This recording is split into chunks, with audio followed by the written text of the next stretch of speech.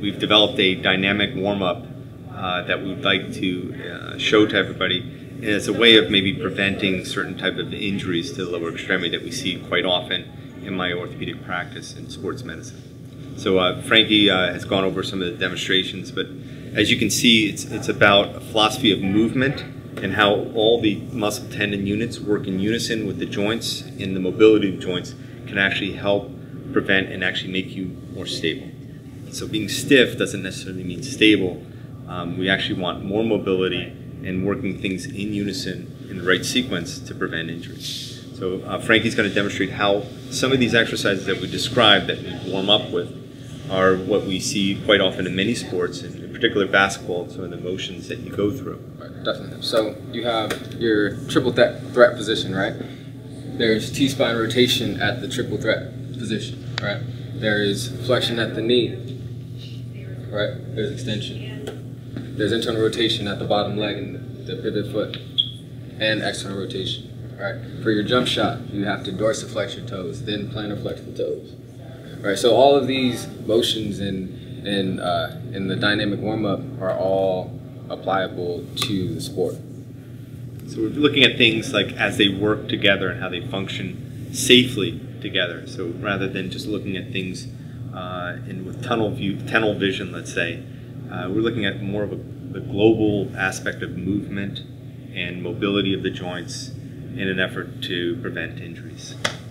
We're starting off with all the laying down versions of your dynamic warm-up. So to start off with is an active straight leg raise. What you want to do is bring your lower back down to the ground, keeping a neutral spine. Both toes are dorsiflexed, and you want to raise one leg as high as you can get it, making sure you do this 8 times in a row, and then switch legs. Once again, this is called an active straight leg raise.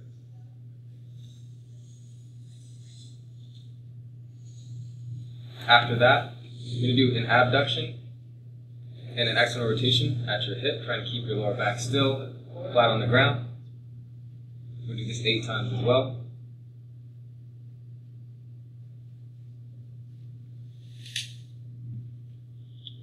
And the same thing to the other leg.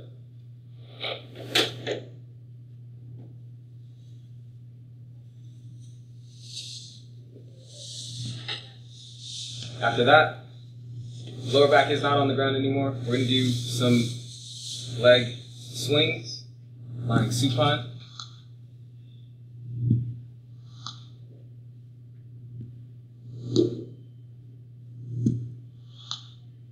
Eight on one side, 8 on the other.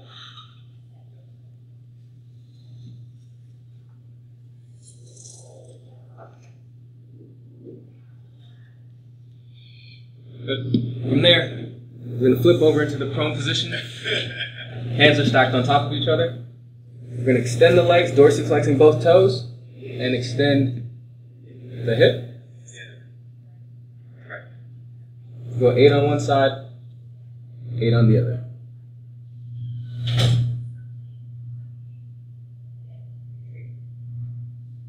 From there, we're going to do a dynamic T-spine rotation. So, we're trying to bring the opposite foot to the opposite hand. Opening up the T-spine and rotating. And we'll do this 8 times each leg.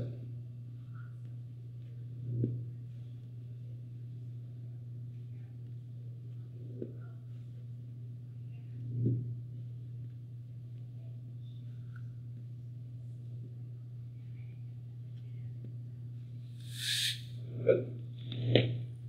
We're going to come onto the balls of the toes, and we're just going to walk forward. Plantar flex all toes.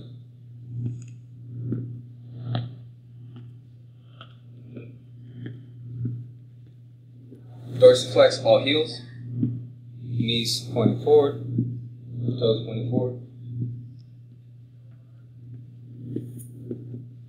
And a combination of the two. This is called a dynamic hamstring stretch. What we want to do is bend both legs, extend one leg out, dorsiflexing the leg that's out and reach towards the heel on that same extended leg. Okay, so back leg is slightly bent, reaching towards that back heel. We call these scoops. Like you're scooping something off the ground. It's a nice hamstring stretch.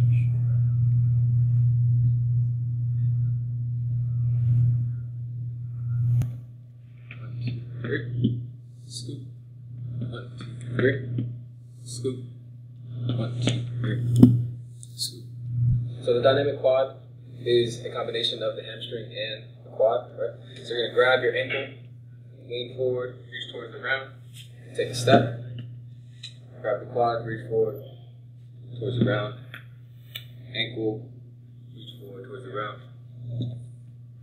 ankle, reach forward towards the ground. Common misconception, a butt kick is not this. A butt kick is more like a piston action, right? So your butt kick is going to look more like this. You always want to use contralateral shoulder for the knee that's coming up, okay? So attacking the ground,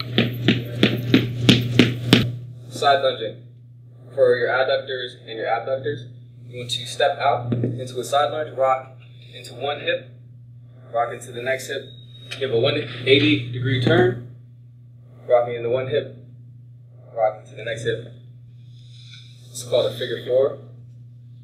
So bringing one ankle on top of the opposite knee and sinking down into your hip.